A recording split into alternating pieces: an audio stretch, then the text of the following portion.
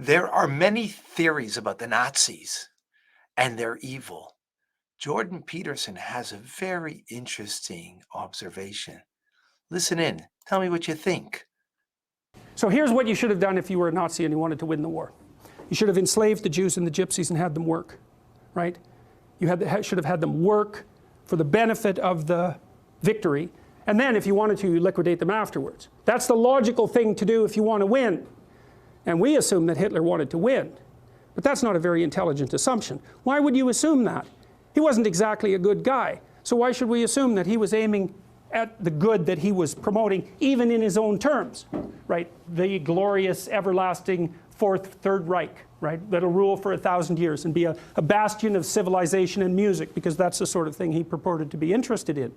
Well, so what do you do with the Jews and the Gypsies?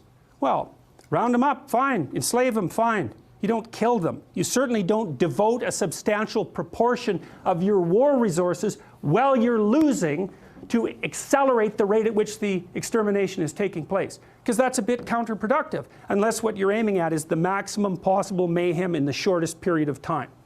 Well, so what happened as the Germans started to lose the war? Did Hitler lose faith in his own ability? No, he believed that the Germans had betrayed him with weakness. And so he was perfectly willing to accelerate the rate at which Germany was losing the war. And so when Hitler and his minions had the choice, here's the choice. You can suspend your unnecessary demolition of people, win the damn war, and then pick it up afterwards. Or while you're losing, you can just accelerate the mayhem even though it's counterproductive. It's like, what'd they pick? Well, they picked to accelerate the mayhem. And so to me, there's an old psychoanalytic idea. I think this was derived by Jung. If you can't figure out what someone is doing or why, look at the outcome and infer the motivation. If it produces mayhem, perhaps it was aiming at mayhem. Now, you have to use that dictum carefully. If someone's irritating you, maybe it's because you're irritable and you should sort yourself out, but maybe it's because they're actually aiming at irritating you. And that's the actual motivation. So perhaps not, but it's another tool in your analytical armament.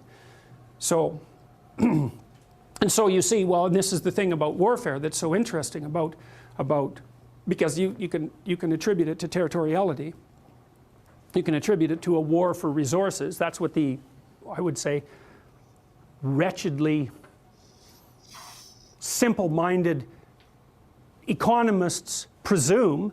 People fight over scarce resources. It's like, hey, we're a little bit more sophisticated than that. And first of all, what resources are you talking about? The bloody Inuit had nothing. They lived perfectly well. What did they have? Snow and seal blubber. People can live in unbelievably deprived conditions. And so the idea that there are natural resources that we fight over because there's a shortage of them is a pretty oversimplified view of human beings. It's like, well, why do people fight? Well, maybe they fight sometimes for good reasons. But very, very frequently, they fight for bad reasons. And those bad reasons are personal as well as sociocultural and economic.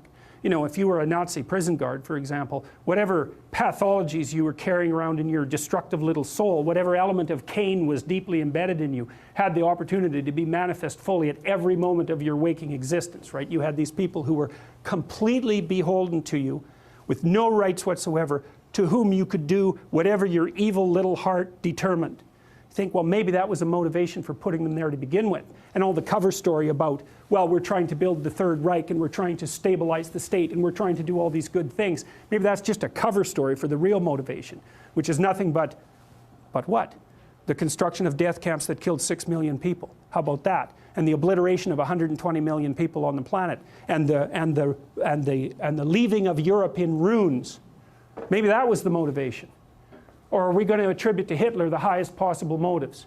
Say, no, it's an archetypal manifestation of Cain. Now, he's going to put up a front that says, well, I'm your savior. It's like, well, destructive people think that Cain is their savior. Very interesting. I would suggest, based on my understanding, the Nazis wanted a 1,000-year reign of the Third Reich. And in order to do that, based on their pagan beliefs of survival of the fittest, they believed that you needed a pure race to survive for 1,000 years and to reign. And anything that's not pure must be gotten rid of, eradicated, annihilated. But why the Jew? Why first and foremost the Jew? Because the Jew actually upsets the apple cart. Because survival of the fittest means those that are not fit, they won't survive. But in a Jewish Torah-based perspective, we have to equal the playing field. We are responsible for others. We are responsible charitably to help those that don't have, that are less than. We have to be there for them individually, collectively as a community. And that is something that other people believe in, but it's ingrained in the Jewish psyche, ingrained in the Jewish experience of being there for others. It's ingrained in the Jewish soul. And therefore, he understood very well, Hitler, that this must be annihilated.